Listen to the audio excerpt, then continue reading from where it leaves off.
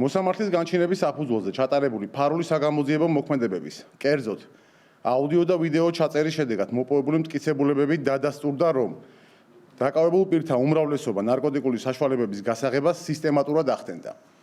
ისინი რეალიზაციისთვის სხვადასხვა გზებსა და მეთოდებს მიმართავდნენ.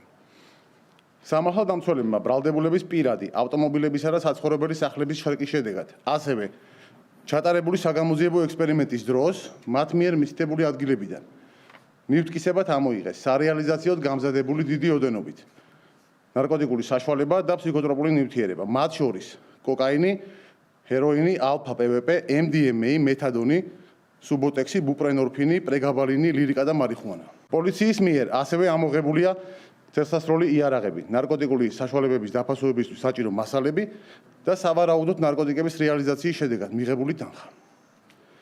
გამოძიება საქართველოს სისხლის სამართლის კოდექსის 260, 260 ტერცია, 260 კვარტა და 271 მუხლებით მიმდინარეობს, რაც 20 წლამდე ან უვადო თავისუფლების აღკვეთას ითვალისწინებს.